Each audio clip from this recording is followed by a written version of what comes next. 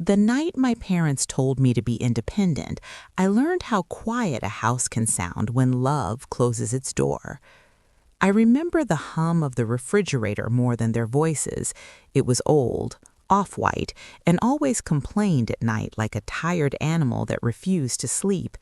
That hum filled the pauses between my parents' words, swelling whenever one of them stopped talking, as if the house itself needed to say something they wouldn't. I was sitting at the small dining table with my hands folded in front of me, palms damp, fingertips pressing together hard enough to hurt. My acceptance letter lay open between us, the paper already creased from how many times I had unfolded it that day.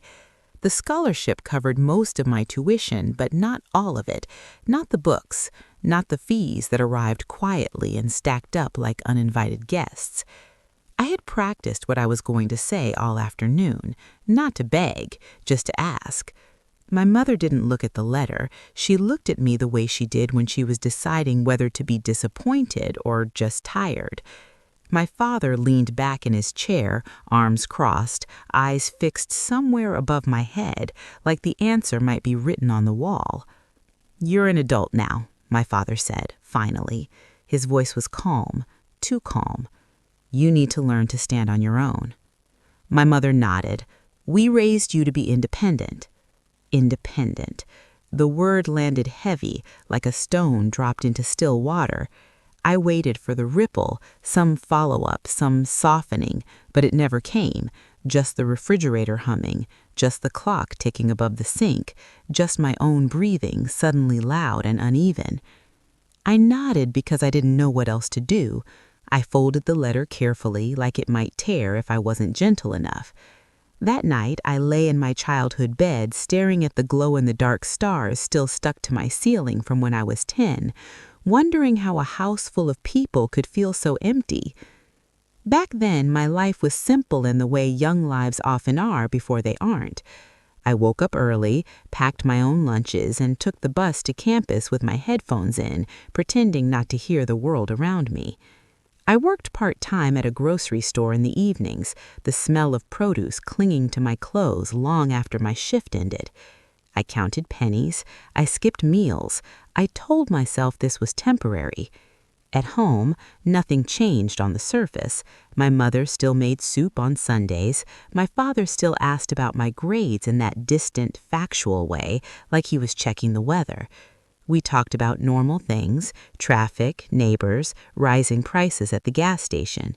No one mentioned money. No one mentioned that night at the table. Independence, I learned, wasn't a single moment. It was a slow, grinding process. It was standing in line at the financial aid office with other students who looked just as tired as I felt. It was choosing used textbooks with pages already highlighted by someone else's hope. It was working double shifts during exam weeks and sleeping with my notes pressed against my chest. I told myself my parents were teaching me something important, that this was love in their own way. I believed it because believing it hurt less.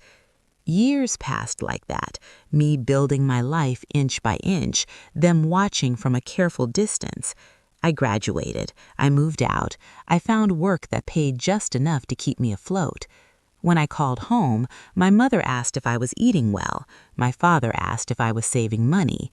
They were proud, I think, but pride has a way of staying quiet when it doesn't know how to sound like warmth. Then, 9 years later, I stood in a parking lot outside a coffee shop, staring at my phone with my heart pounding so hard I could feel it in my throat. My mother's name glowed on the screen. "I need to tell you something," she said before I could even say hello.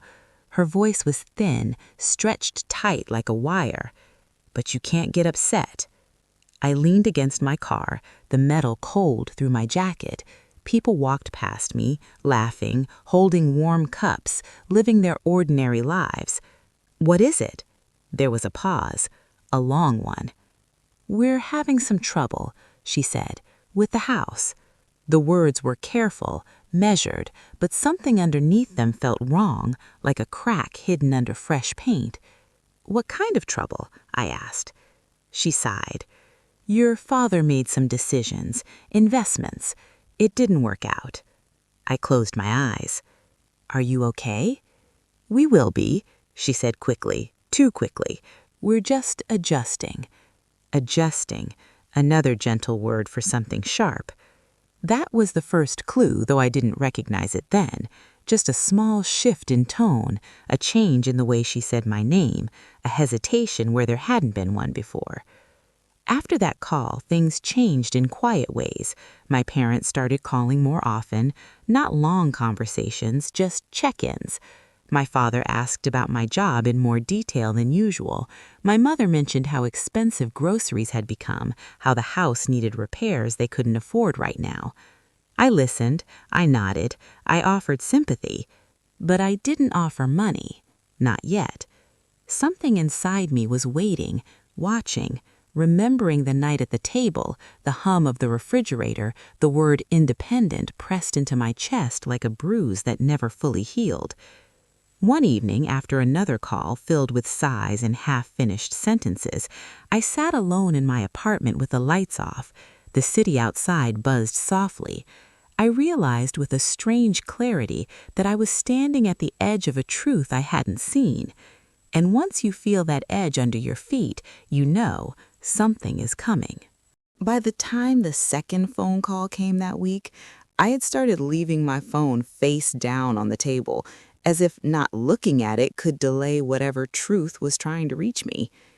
It was raining that evening, the kind of soft, steady rain that doesn't announce itself with thunder but soaks everything quietly.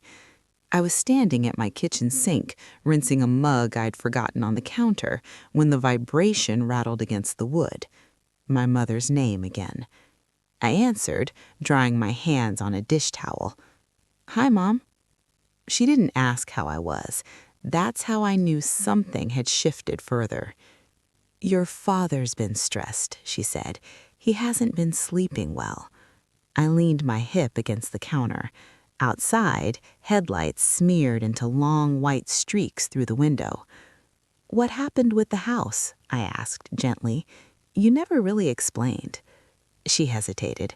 I could picture her at the kitchen table back home, fingers worrying the edge of a napkin, eyes darting toward the hallway like my father might overhear even if he wasn't there. "It's complicated," she said. "You know how your father is. He doesn't like to worry you."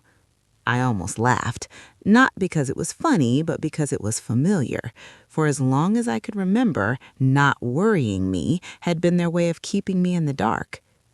After we hung up, I stood in the quiet of my apartment, the refrigerator humming the same way the old one did back home, and I felt that old tightening in my chest, the same one from 9 years ago, the same one I'd learned to live around. Back then, before independence became a lesson carved into my bones, our life had been modest but steady. My parents weren't wealthy, but the bills were paid, the fridge was full. Vacations were rare, but birthdays were celebrated. There was a rhythm to our days that felt unbreakable. My father worked long hours and carried his exhaustion like a badge of honor. My mother stretched every dollar, kept lists on the fridge, clipped coupons with surgical precision. They were proud of how little they needed help. So when I asked for tuition support, I wasn't asking them to rescue me. I was asking them to stand beside me. That distinction mattered to me then. It still did. In the years that followed, I learned how to be careful with money in a way that bordered on reverence. I tracked expenses in a notebook, every line neat and controlled. I built an emergency fund slowly, painfully. I said no to trips, to dinners out, to anything that threatened the fragile balance I'd created. I didn't resent my parents, not openly. I told myself this was my story to carry, not theirs, that independence meant not keeping score. But now, as their calls became more frequent, I felt something stirring that I didn't like to name: guilt. One Sunday afternoon, I drove out to see them. It had been months since my last visit, and the house looked smaller than I remembered. Or maybe I'd just grown into someone who noticed things differently. The lawn was untrimmed, paint peeled along the porch railing. The front door stuck when I pushed it open, letting out a long, tired creak. My mother hugged me too tightly, her arms thinner than before. She smelled like the same lavender soap she'd always used, but underneath was something sour, stress maybe, or fear. "You've lost weight," she said, pulling back to study my face. "So have you," I replied. Inside, the house felt dim, curtains half drawn, the air stale, heavy with unspoken things.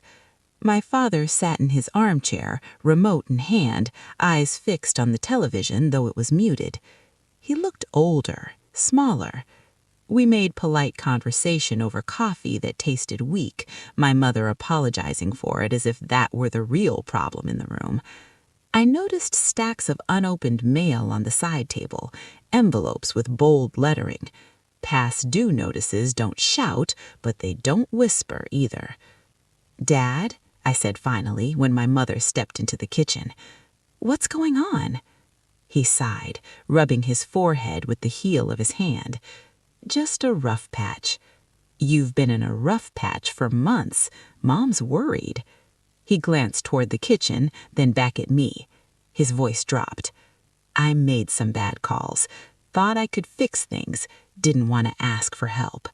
The irony of that nearly took my breath away. I waited, let him fill the silence. "We're behind on the mortgage," he admitted. "Not by much. Yet." Yet. My chest tightened.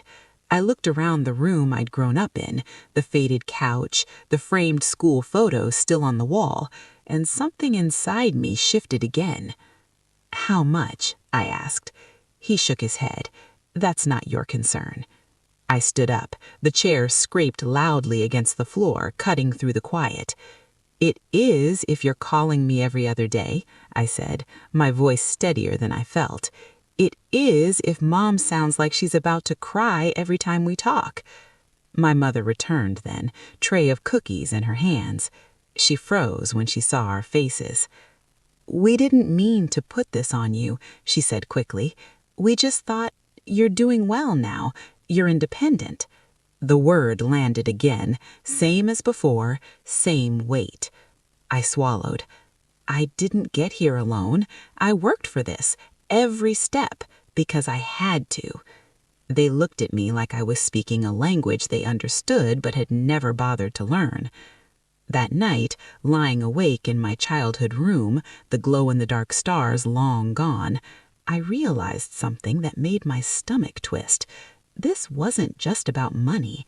It was about a pattern, about pride, about who was allowed to need help and who wasn't. And I knew deep down that whatever came next would force all of us to face that truth. After that visit, my parents' voices stayed with me in ways that felt heavier than sound. I'd be at work, staring at my screen, and suddenly hear my mother saying, "We didn't mean to put this on you." I'd be cooking dinner, the sizzle of onions in the pan, and my father's tired sigh would slip into the room like a draft. Even in my sleep, I felt that house, the dim light, the unopened mail, the word independent echoing where comfort should have been. I told myself not to jump to conclusions. People struggle. Families hit rough patches. It didn't mean there was something deeper or something hidden. I repeated that to myself the way you repeat a prayer you're not sure you believe anymore. But then the requests started to change. At first, they were small and almost innocent. "Could you help us cover the internet bill this month?" my mother asked one evening, her voice careful, almost apologetic. "Just until your father's next check comes in." I said yes without thinking. The amount was small, manageable. I told myself it was temporary. A week later, it was the electricity bill, then the car insurance. Each time, my parents promised it was just for now, just until things settled, just until your father figures something out. I didn't mind the money as much as I minded the way it was asked for, like a secret passed in a whisper, like something shameful, like I was being invited into a problem they still refused to name. One night, after transferring funds for the third time that month, I opened my budgeting notebook. The neat columns I'd maintained for years began to blur. I stared at the numbers until my eyes burned. I could afford this, but affording something doesn't mean it doesn't cost you. What it cost me was sleep, trust, the quiet pride I'd built around taking care of myself. I called my mother the next day. "We need to talk," I said. "All of it, not pieces." She was silent for a long moment. "Your father doesn't like to discuss finances," she finally said. "I know, but he also didn't like when I asked for help with school." She inhaled sharply. That was different. "Was it?" I asked softly. She didn't answer. The call ended without resolution, and the tension between us thickened into something I could feel pressing against my chest whenever my phone rang. Then came the envelope. It arrived at my apartment on a Tuesday, slipped under my door by mistake. My parents' address was printed in the corner, the familiar handwriting of my mother's cursive looping gently across the front. Bold red letters stamped the center. Final notice. I stood there staring at it, my pulse roaring in my ears. My name wasn't on it. It wasn't meant for me, but it was here. I shouldn't have opened it. I knew that, but my hands were already shaking, my fingers already tearing into the edge. Foreclosure. The words said on the page like a threat, clean and impersonal. Dates, amounts, consequences spelled out in careful legal language that left no misunderstanding. I sank onto the floor, my back against the door, the paper trembling in my hands. All those careful phone calls, all those half-truths, this was what lived underneath them. They weren't just behind, they were about to lose the house. I called my parents immediately. My mother answered on the second ring, breathless. "Did something happen?" "I got your mail." My voice sounded far away, like it belonged to someone else. "A final notice." Silence, then a small broken sound that might have been a sob. "We didn't want you to worry," she whispered. I closed my eyes. "When were you going to tell me?" She said, "We thought we could fix it. Your father was sure."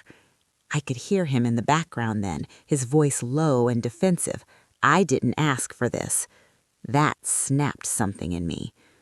I drove over that night. The rain had stopped, but the streets glistened under the streetlights, reflecting everything back at me, every doubt, every memory, every night I'd gone without so I wouldn't have to ask them for help. We sat at the kitchen table again. Same place, different weight. "This didn't happen overnight," I said, laying the envelope between us. "How long?" My father stared at the table. 2 years. 2 years! I laughed then, a short, hollow sound that startled even me. 2 years, I repeated, and you told me to be independent. My mother reached for my hand. I pulled it back, not roughly, just enough to remind us both that something had changed. "You watched me struggle. You knew what it cost me to get through school, and you still let me believe you were fine?" My father finally looked up. His eyes were wet, but his jaw was tight. "I didn't want to fail in front of you." The words hit harder than I expected. "I didn't want to be the kind of parent who couldn't provide," he continued. "I thought if you learned to stand on your own, you'd be stronger." I swallowed. "And what about now?" I asked. "What am I supposed to learn from this?" No one answered. The clock ticked loudly above us, filling the space where honesty should have been years ago. That was the moment I understood the betrayal wasn't just financial, it was emotional. They hadn't trusted me with their weakness, but they expected me to carry my own alone. And sitting there, staring at that final notice, I realized whatever I chose to do next would redefine all of us. The betrayal didn't explode. It sank in slowly, like water seeping through cracks you didn't know were there, until suddenly the floor beneath you isn't solid anymore. I stayed that night. I told myself it was practical, to talk through options, to be adults about it. But the truth was, I wasn't ready to leave that house carrying what I now knew. Leaving would have made it real in a way I couldn't yet manage. We sat at the table long after the coffee had gone cold.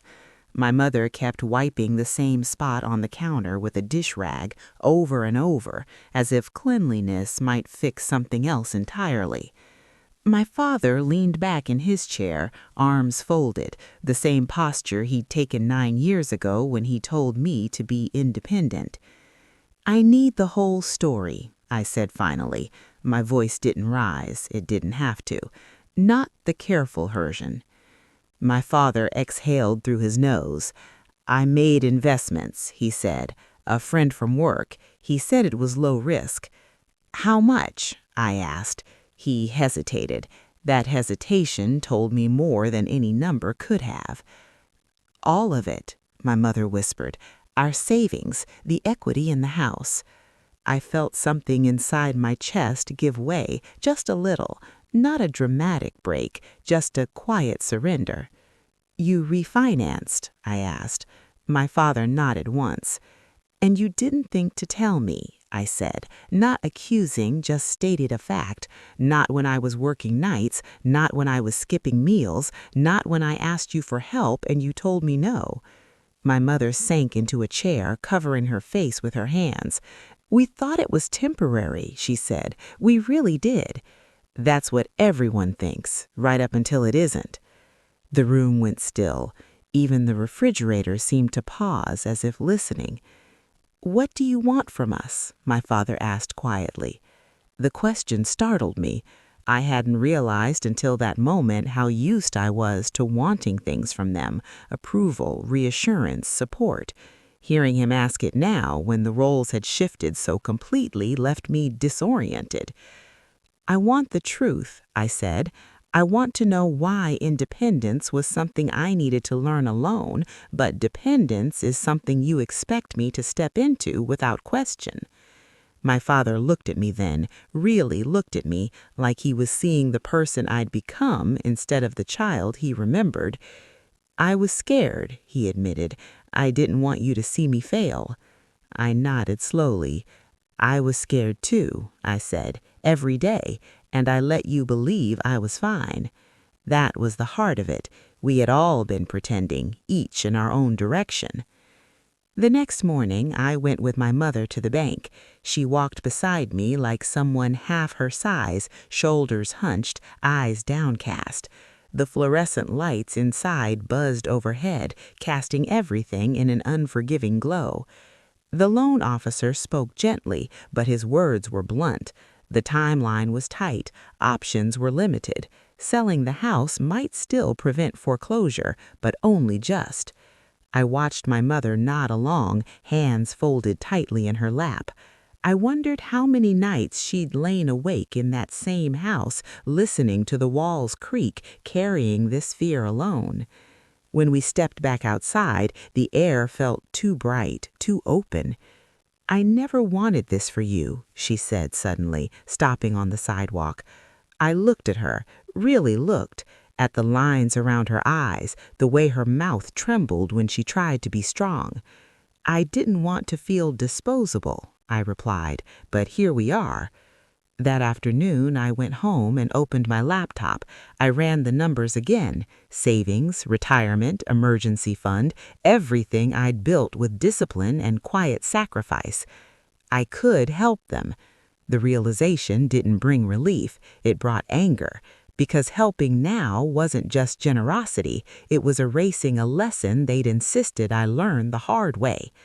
I didn't make a decision right away. Instead, I called a friend, someone who knew my history, who'd watched me grind through years of independence with my teeth clenched. "You don't owe them this," she said gently after I explained everything. "I know," I replied, "but I don't know how to live with myself if I don't try." That night I didn't sleep. I paced my apartment, the floor cold under my feet, my parents' voices echoing against my own thoughts. By morning, my choice was clear, not because it was easy, but because it was honest. I would help them. but not the way they expected. We met again at their kitchen table, the same one that seemed to host every turning point of our lives. "I'll help," I said, meeting my father's eyes, "but there are conditions." He straightened. "Name them." "No more secrets," I said. "Full transparency. I'm involved in every decision." He nodded. "And," I continued, my voice steady, "we acknowledge what happened, what you asked of me, what it cost." My mother's eyes filled with tears. My father looked away, then back. "Okay," he said, "you're right. The words were simple. They should have come years ago." I transferred the money later that day, enough to buy time, enough to breathe. As I watched the confirmation screen load, I felt something unexpected, not peace, but grief, for the version of myself who had needed help and been told to stand alone, for the family we might have been if honesty had come sooner. The betrayal wasn't just that they needed me now, it was that they'd only learned to need me after they were desperate. Helping my parents didn't feel like closure. It felt like opening a door to a room I'd avoided my whole life, one filled with old expectations, unspoken debts, and the quiet fear of becoming exactly what I'd spent years trying not to be. The first few weeks after the transfer were strangely calm. My parents sounded lighter on the phone, my mother laughed more easily, my father stopped clearing his throat before every sentence, as if he no longer had to brace himself for bad news. They kept their promises, at least on the surface. Bank statements were shared, bills were discussed. I sat in on calls with lenders, listening to my father's voice steady itself as he explained their situation. I handled paperwork during lunch breaks at work, my desk littered with sticky notes labeled mortgage, insurance, taxes. It was like stepping into a role I'd never auditioned for, but somehow knew all the lines to. And then, slowly, the tone shifted. It started with small things, my mother suggesting changes without consulting me, my father making decisions before looping me in, then apologizing after. "I thought it would be easier," he'd say. "I didn't want to bother you." Bother me. The word made my jaw tighten every time. One evening, while reviewing a statement, I noticed a withdrawal I didn't recognize. Not huge, but not nothing. "What's this?" I asked, holding up my phone during a video call. My father squinted. "Oh, that. I needed to cover something." "What?" I asked. He waved a hand. "Just expenses." I felt that familiar tightening in my chest again. "We agreed on transparency." He sighed. "You're being rigid." Rigid. Another word, soft-edged, used to dull something sharp. "I'm being careful," I replied, "with my future." My mother jumped in then, her voice soothing. "We're not trying to take advantage of you."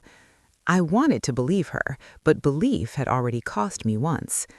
That night, I lay awake thinking about boundaries, the kind you draw with love, the kind you learn too late. I realized I was afraid of something I hadn't named before. I was afraid of being needed more than I was valued. The real turning point came 3 months later at a family gathering. It was my aunt's birthday. The house was loud with laughter and clinking dishes. I stood in the kitchen helping cut cake, enjoying the rare normalcy of it all, when I heard my name from the living room. "I'm so proud of them," my father was saying, his voice carrying. "Always been independent, never needed much from us." The room hummed with approving murmurs. I froze, knife hovering midair. Never needed much. My chest burned, not with anger this time, but with something colder. I stepped into the living room. Conversations faltered, faces turned toward me. "Dad," I said calmly, "that's not true." The silence was immediate and heavy. He blinked. "What do you mean?" I took a breath. "I needed help with tuition. I asked. You told me to be independent." A few heads turned, my aunt's eyebrows lifted, my mother's face went pale. "I worked 2 jobs. I struggled because I was told that was how you learn, and now—" My father's jaw tightened. "This isn't the time." "It is," I said quietly, "because the story you're telling makes it sound like I never needed you, and that's not fair." The room stayed silent. No one looked comfortable. Good. Some truths need discomfort to breathe. My father opened his mouth, then closed it. My mother stared at the floor. I set the knife down carefully. "I'm going outside," I said. "I need air." The night was cool, the smell of cut grass sharp and grounding.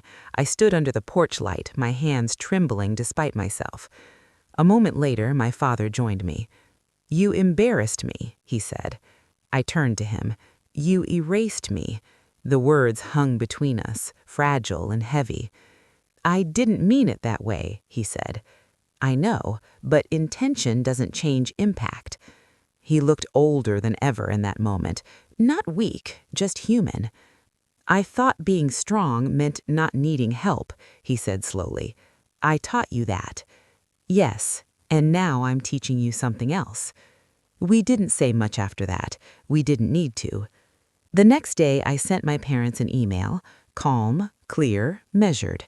I laid out boundaries, what I would continue to help with, what I wouldn't, a timeline, an exit plan. It wasn't punishment, it was self-respect. There were tears, arguments, long silences, but there was also something new, honesty without cushioning. The public truth had shifted something, not just in how others saw us, but in how my parents saw themselves, and in how I finally saw me. The consequences weren't dramatic, no shouting, no door slammed, just the slow, undeniable reckoning of roles reversed and redefined. The truth has a way of changing the temperature of a room even after everyone pretends it's gone back to normal. After the birthday gathering, word traveled quietly through the family. Not gossip, nothing cruel, but awareness. My aunt called me a few days later, her voice gentle, careful. "I didn't know," she said, "about school, about everything you carried." Most people didn't. That was the strange part. For years, my struggle had been invisible by design. I had worn competence like armor. Now, that armor had cracked in public, and I wasn't sure whether to feel exposed or finally seen. My parents felt it too. My mother started calling less, but when she did, her tone was different, slower, more deliberate. She asked before assuming. She listened without rushing to smooth things over. My father changed in quieter ways. He stopped offering explanations unless I asked. When he spoke, there was less certainty in his voice, but more honesty. One afternoon, he called and said, "I think we should sell the house." The words startled me, even though I'd known they were coming. "Are you sure?" I asked. "No," he replied, "but I think holding on just because it's familiar is costing us more than letting go." That was new, my father admitting uncertainty without wrapping it in pride. We met with a realtor the following week. I walked through the house one last time while she measured rooms and took notes. The walls were bare now, photos already packed away. The house echoed when I walked, each footstep bouncing back at me. In my old bedroom, I stood by the window and looked out at the street I'd grown up on. I remembered studying late into the night, the glow of my desk lamp reflected in the glass, calculating how many hours I'd need to work to afford another semester. I placed my palm against the wall, feeling the faint texture of paint. I didn't feel bitterness anymore, just distance. The sale moved quickly, faster than any of us expected. There was relief in that, mixed with grief that no one quite knew how to express. At the closing, my parents sat side by side, hands clasped tightly together. My mother cried quietly. My father stared straight ahead, jaw set, eyes wet. When it was over, we stood outside the office in awkward silence. "I'm sorry," my father said suddenly, his voice rough, "for back then, for the way I handled things." He didn't say tuition, he didn't say independent, but I knew what he meant. I nodded. I know. It wasn't forgiveness in the dramatic sense. It was acceptance of what had been broken and what could still be rebuilt. With the house sold, my financial support tapered off, just as planned. My parents downsized to a small apartment. It wasn't glamorous, but it was manageable, sustainable. I watched from a careful distance as they adjusted, learning, slowly, how to ask for help without shame, how to make decisions together instead of hiding them from each other. And I learned something too. I learned that stepping back can be just as loving as stepping in. Months passed, then a year. The tension that once lived in my chest loosened its grip. I slept better, laughed more easily. I stopped checking my phone with a knot in my stomach. One evening, my father came to my apartment for dinner. Just him. No agenda, no paperwork. We ate quietly for a while, the sound of forks against plates filling the space. "You know," he said finally, "when you were in school, I thought saying no would make you stronger." I looked at him. I said honestly, "It did, but it also taught me who I could rely on." He nodded, absorbing that. "I don't regret who you became. I regret how alone you felt becoming it." The words settled gently between us, like something carefully placed instead of thrown. That night, after he left, I sat on my couch and thought about the long road behind me, the nights of doubt, the years of quiet resilience, the moment the truth finally surfaced. Independence, I realized, isn't about refusing help. It's about choosing when to give it and when to stop giving it away at your own expense. My parents faced consequences, yes, not punishment, but reality. A smaller life, a humbler one, and in that smaller space, they learned what they'd once denied me, that needing help doesn't make you weak, it makes you human. And I learned that strength isn't proven by suffering in silence, it's proven by knowing your worth and protecting it. Healing didn't arrive all at once. It came in ordinary moments, the kind you don't recognize as important until later, when you realize something inside you has shifted and stayed that way. For me, it started with silence. Not the heavy, anxious silence that once filled my parents' house, but a gentler one, the kind that settles in when there's nothing left to explain or defend.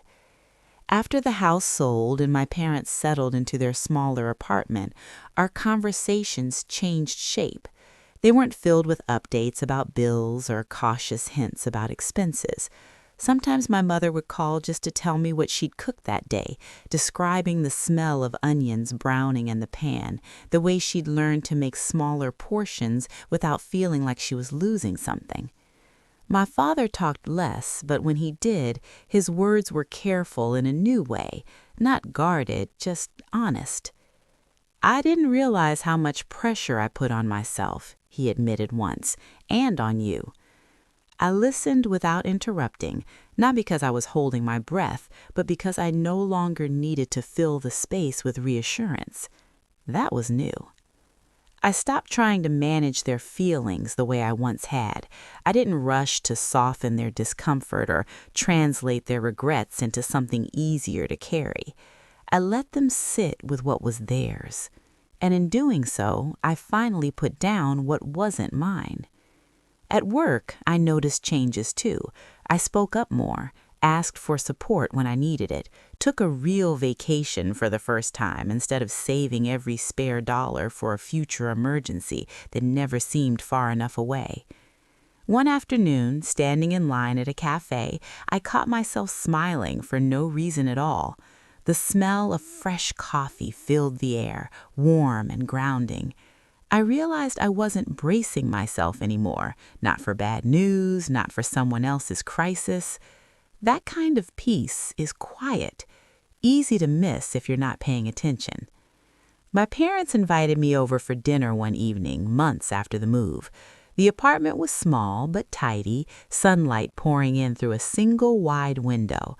My mother had set the table with mismatched plates, humming softly as she moved around the kitchen. "It's not much," she said, glancing around. "It's enough," I replied. We ate together, the three of us, talking about ordinary things, neighbors, movies, the way time seems to speed up when you're not looking.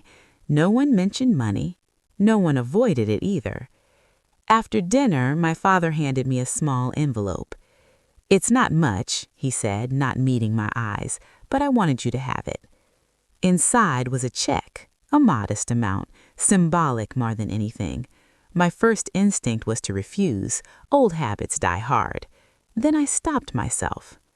"Thank you," I said, folding it carefully, not because I needed it, but because he needed to give it.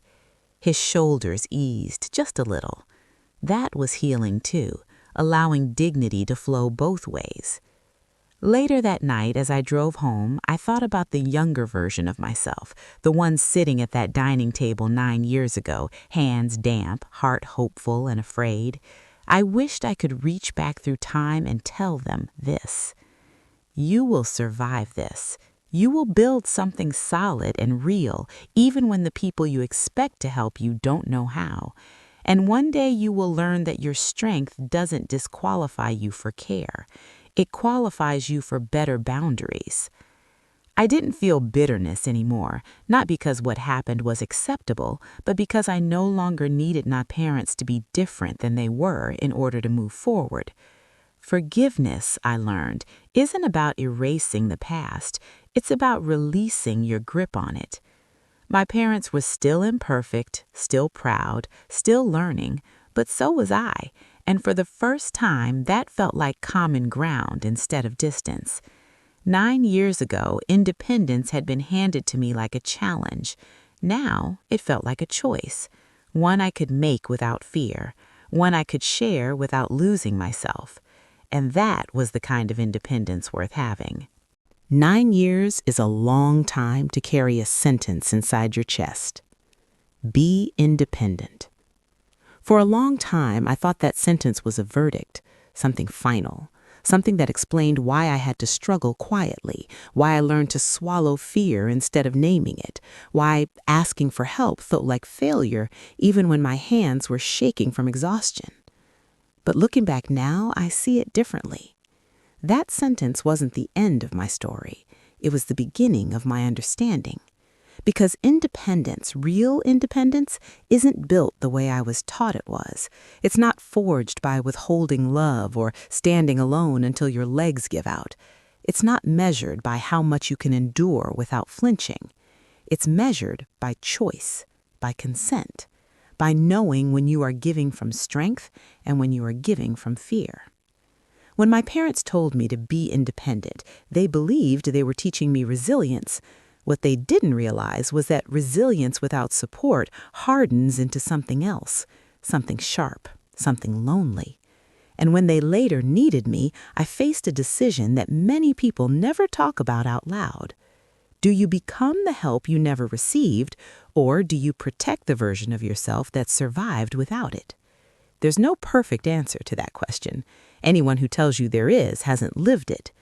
For me, the answer lived somewhere in between. I helped, but I didn't disappear. I gave, but I didn't abandon myself. And that distinction changed everything. Because for the first time, my independence wasn't something imposed on me. It wasn't a test I had to pass to be worthy of love. It was something I owned. I learned that family dynamics don't always break loudly.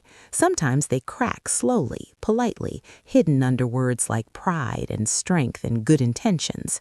Sometimes the deepest wounds come not from cruelty, but from silence. And sometimes healing doesn't look like reconciliation wrapped in a bow. Sometimes it looks like smaller lives, smaller homes, smaller expectations.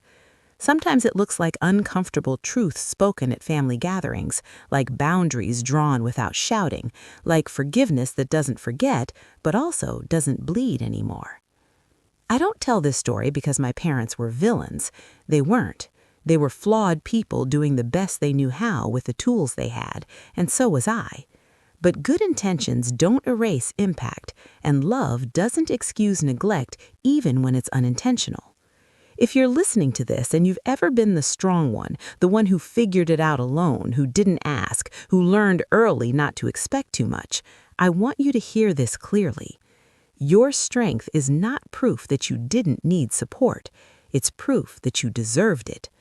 And if you're the parent, the partner, the person in the position of authority listening to this, I hope you hear something too. Teaching independence should never come at the cost of connection. Because the people you push to stand alone don't forget how it felt when they reached out and found empty space. They remember. They always remember. Today, my relationship with my parents is quieter, more honest, less performative. We don't pretend anymore. We don't rewrite history to make it easier to swallow. We live with the truth, and that has given us something surprisingly gentle: respect. Not the kind demanded by roles or titles, but the kind earned by accountability. And I've made peace with the fact that some lessons arrive late, that some apologies come after the damage is done, that healing doesn't rewind time, it teaches you how to walk forward without carrying everything on your back. So if you're standing at your own kitchen table right now, heart pounding, wondering whether asking for help makes you weak, it doesn't. And if you're on the other side of that table, holding power over someone who trusts you, your words will echo longer than you think. Choose them carefully. Because one day the roles may reverse, and when they do, what will you hope they remember? If this story touched something in you, if it reminded you of a moment you've never fully spoken about, you're not alone. Would you have helped the way I did, or would you have walked away to protect the life you built? Tell me in the comments. I read every one. And if you want to hear more stories like this, quiet truths, hard lessons, and the kind of healing that doesn't shout, make sure you're subscribed and supporting the channel. Until next time, take care of your heart. Time doesn't stop after healing. That was something no one warned me about. You imagine resolution as a clean line, before and after, pain and peace, but real life doesn't honor those divisions. It moves forward quietly, carrying echoes with it. And if you listen closely, those echoes tell you who you've become. 2 years after the house sold, I found myself standing in a bookstore on a rainy afternoon, the kind of slow day where no one rushes you. I was flipping through a paperback on personal finance, out of habit more than need, when I realized something strange. I wasn't afraid anymore. Not of money, not of losing everything, not of needing help. The fear that once lived just under my skin, the one that had kept me hypervigilant and overly prepared, had softened into awareness instead of anxiety. That didn't mean I was careless. It meant I was free. That night, my mother called. She told me about a neighbor who'd helped her carry groceries upstairs, about a small kindness she'd accepted without protest or apology. "I used to hate feeling like a burden," she said quietly. "I know," I replied. "I don't feel that way anymore." I sat with that for a long time after we hung up, because that was the real inheritance my parents gave me. Not money, not stability, not even independence. They gave me contrast. They showed me exactly what happens when pride replaces connection, when fear dresses itself up as discipline, when love is expressed through distance instead of presence. And because I lived through that, I became intentional in ways I might not have otherwise. When friends asked for help, I didn't rush to rescue them, but I didn't shame them either. When younger coworkers confided in me about debt or stress, I didn't tell them to figure it out. I listened, I shared, I stood beside them. Not above, not behind, beside. One evening, my father and I sat on a park bench watching the sun lower itself behind a line of trees. He looked tired in a softer way now, not worn down, just older. He used to think parenting was about preparing you for a hard world, he said. And now, I asked? Now I think it's about making sure the world doesn't harden you. I didn't answer right away because that sentence landed somewhere deep. We sat there in companionable silence, and for the first time, I felt like we were equals, not in authority, not in dependence, but in understanding. Later that year, I made a decision that surprised even me. I went back to school. Not because I had to, not to prove anything, but because I wanted to. I paid my tuition without fear this time, without resentment, without that old voice whispering that I was one bad month away from collapse. And when I told my parents, my mother cried, not from worry, but from pride untainted by control. "You don't have to be strong all the time," she said. "I know," I replied. "That's why I can be." That's the paradox no one explains. Strength that's forced feels heavy. Strength that's chosen feels light. Looking back now, I don't romanticize my struggle. I don't believe suffering was necessary for my growth, but I don't deny what it taught me either. It taught me that boundaries are not punishments, that help given without honesty breeds resentment, that love withheld, even with good intentions, leaves marks that last longer than we expect. And it taught me this most of all. You can honor your parents without repeating their mistakes. You can love people deeply without carrying their consequences. You can forgive someone and still insist on a different future. If you're listening to this and you're still in the middle of it, still waiting for an apology, still hoping someone will finally show up the way you needed, please hear me. Your life does not have to pause until they do. Closure doesn't always come from others. Sometimes it comes from the moment you stop asking permission to live fully. I don't know what my parents will be remembered for when their time comes. That story is still being written. But I know what I'll be remembered for in my own life. For breaking a pattern quietly, for choosing clarity over comfort, for learning that independence and connection don't cancel each other out, they complete each other. And if my story lingers with you after this, if it follows you into your own quiet moments, then maybe it's because some part of you is ready to stop carrying what was never meant to be yours. That's not weakness, that's wisdom, and it arrives right on time. There's a moment that comes after every long story ends. Not the kind where the music swells or the lesson announces itself, but the quiet moment afterward, when the room feels a little different because something true has been said out loud. This is that moment. If you're still here with me, it tells me something. It tells me this story didn't just belong to me. It brushed against something in your own life, maybe a memory, maybe a question you've been avoiding, maybe a feeling you never had words for until now. I want you to know that's not an accident. Stories like this find the people who need them. When I think back to that younger version of myself, the one sitting at the dining table with an acceptance letter and a hopeful heart, I don't feel anger anymore. I feel tenderness. I see someone trying to do the right thing with very little guidance, trusting that love would show up if they were patient enough. Sometimes love does show up, and sometimes it shows up late, wearing a different face than the one you expected. That doesn't mean the love wasn't real. It means the people offering it were limited. One of the hardest truths I've learned is this: people can love you deeply and still fail you profoundly. Those two things can exist in the same breath. My parents loved me. I know that now with clarity instead of defense. But they loved me through the lens of their fears, their pride, their unfinished lessons. And when that lens narrowed, I paid the price without ever being told why. If you grew up learning how to survive instead of how to lean, you might recognize that feeling. You might be the one everyone depends on, the one who handles things, the one who rarely asks and even more rarely receives.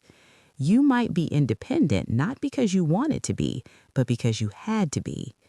If that's you, I want to say something gently but clearly. You don't owe your exhaustion to anyone. You don't have to keep proving you're strong to deserve rest. You don't have to minimize your needs to keep the peace. You don't have to stay small so others don't feel ashamed of their limits. Strength isn't a life sentence. It's a skill, and skills can be set down. When my parents finally needed me, I stood at a crossroads many people face in silence. Help them and risk reopening old wounds, or walk away and protect the life I built from scratch. What I learned is that helping doesn't mean surrendering yourself. You can give without disappearing. You can care without collapsing. You can love without erasing your own history. That balance is not easy. It takes honesty that feels uncomfortable at first. It takes boundaries that may disappoint people who benefited from you having none. But peace lives on the other side of that discomfort.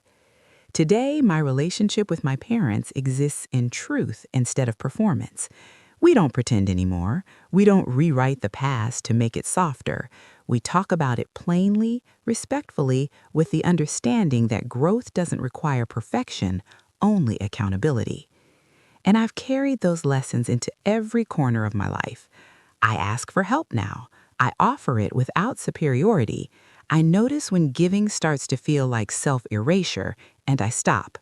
That's not selfishness. That's maturity. If there's one thing I hope you take from this story, it's this. Independence should never be confused with isolation, and needing help does not make you weak. It makes you honest. Before I go, I want to leave you with a question, not one that demands an answer, but one that deserves your attention. If the people who taught you to be strong someday needed you, would you know how to help them without abandoning yourself? Sit with that. And if this story stirred something in you, if it gave language to a feeling you've been carrying quietly, I invite you to share your thoughts. Your story matters too, even if you've never told it out loud before. Thank you for staying with me through this journey. Thank you for listening with an open heart. Until next time, be gentle with yourself.